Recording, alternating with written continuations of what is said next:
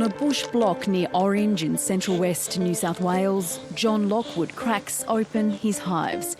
His bees make their way to the neighbouring gums while he takes stock on what's been his toughest test in 20 years in the bee business. Your bees are part of the family. You spend every living moment looking after them, thinking about where they're going to go next. What do they need? Do they need a feed? Do they need shifting? And to simply have to go over there and kill them, it was a very hard thing to do. The beekeeper had 2,500 hives pollinating an almond farm in the Riverina region when he found out varroa was on a neighbouring property. Varroa mite wasn't detected in our hives, but because they were entrapped in the eradication zone, 0 to 3 kilometres on the orchard, they had to be euthanised. His hives were some of the last killed under the eradication program, and because of the sheer scale of his operation, he was pouring petrol on his own bees.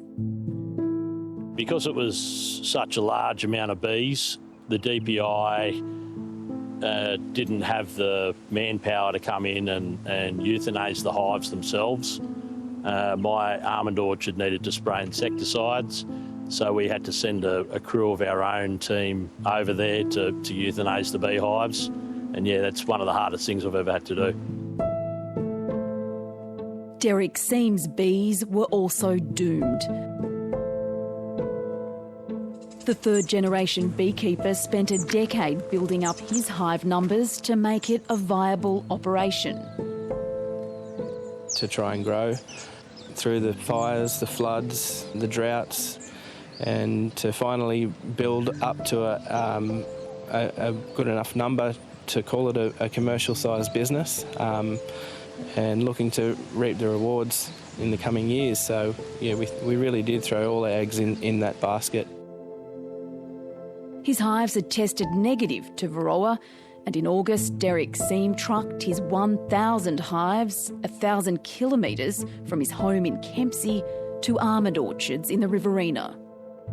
10 days after they arrived on the almonds, we found out there was a varroa mite incursion in our town where the bees had come from. And from there it was maybe another 10 days and they were all euthanised. So really tough to hear that information at the time, and really, really tough. Effectively, a whole livelihood was wiped out with that one phone call? Yes, absolutely, yeah. I had no idea of the scale that it would have ended that way, and it's just devastating for our family. And I work closely with my dad and my brother, and we're all at the same area, the same situation, and we're all wiped out, unfortunately. Overnight we were beekeepers and then we weren't. Varroa mite was first detected in sentinel hives at the port of Newcastle, but authorities now know ground zero was near Williamtown, further north. Despite efforts to eradicate, the mite was on the move. Unfortunately, as it turned out with Newcastle, in which we know now that it was there at least 12 to 18 months before it became obvious and apparent to government and the industry parties that it was there. And then with Kempsey, where it was there at least 8 months before we were able to bring our response to bear. Those time delays, that time lag, really is an impediment to an effective eradication response. For new emergency orders. Scott Hansen leads the New South Wales Department of Primary Industries and sits on the Varroa mite National Management Group, which includes 16 pollination-dependent industries. Honeybees pollinate more than 6 billion worth of food crops each year. The red dots are just displaying all the infected premises that we've found to date. And it'd be fair to say, as we've gone west and as we've crossed over that Pacific motorway there and gone west, we've found more mites, higher mite counts. We certainly have. The Kempsey outbreak was the catalyst for the eradication program to be abandoned. It's as we start to get to that tipping point of the number of beekeepers who not only were caught up with the detections, but who realised that they were not going to be able to bring bees back into areas for a period of years to ensure that we remained free.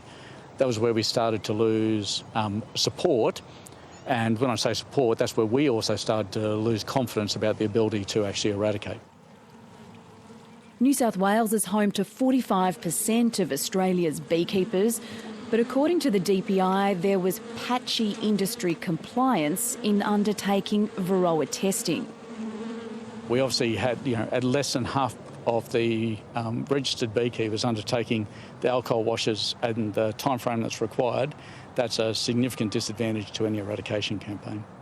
Just how varroa mite made its way into Australia is the subject of a federal government-led investigation.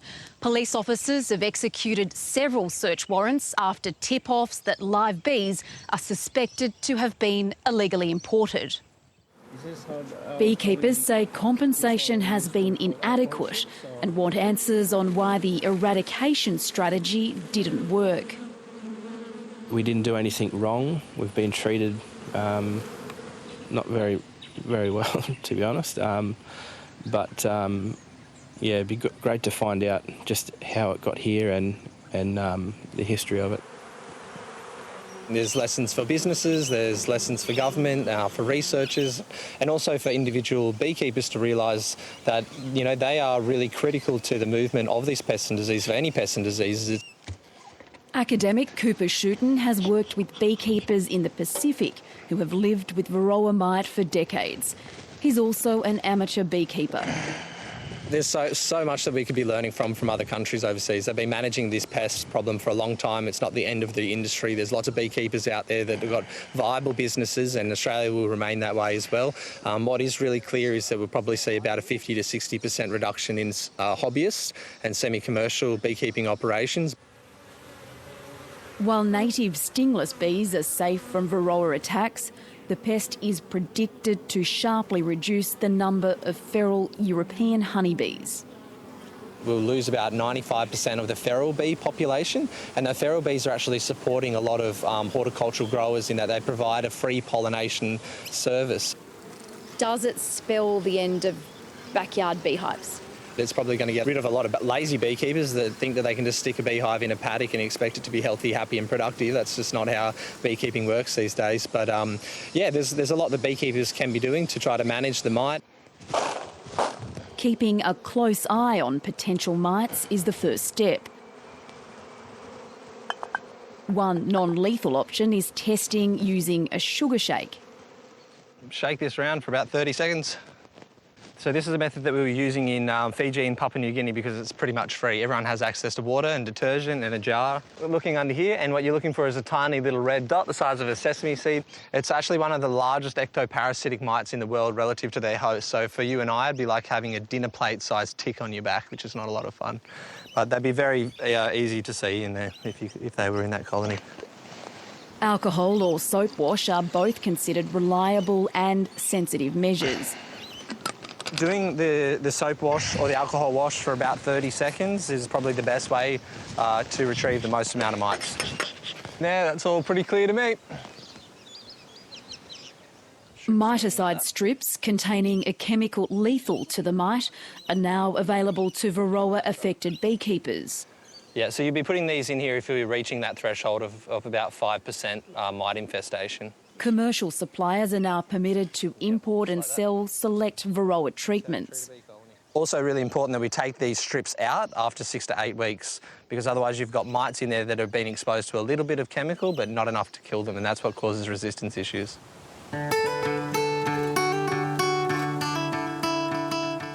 At Goldfields Honey headquarters near Orange, the industry pain hasn't yet flowed into disrupting honey extraction and production. But John Lockwood is well aware of the major challenges ahead. We've got to think about our whole business model again. We're going to have to increase staff levels to deal with the actual mite and do monitoring for the mite. We're going to have to investigate locations where we keep the bees for winter to try and slow down the breeding of the mite. And we're going to have to sacrifice honey flows to also treat the mite and keep on top of it. And we're also looking at mechanical measures, such as this screen bottom board. And it all costs more money. It all costs money. It's all adding up, and it's on the brink of being unviable, really. But we either get stuck into it and have a go, or we give up now. Experts predict varroa mite will spread across all Australian states, except WA and Tasmania, within 3 years. Beekeepers need to make a decision very quickly. While their beehives are still healthy and they're not riddled with varroa, they need to decide whether they're in or they're out, and whether they can afford to keep going with varroa in their businesses. If they learn the hard way, then the varroa will breed into massive numbers, and we'll have what we call mite bombs, and they'll be infecting the other beekeepers that are going to keep continuing. So a strategy needs to be developed for those beekeepers to exit the industry while they still have something to sell. But for those who can rebuild hives and learn to live with the pest, there could be new opportunities. Growers are going to need more bees on crops, and some of the growers that are out there that are not paying for services, that are getting free pollination, will then have to start getting pollination services. That's going to really increase the demand at a time when beekeepers are finding it even harder to keep their bees alive.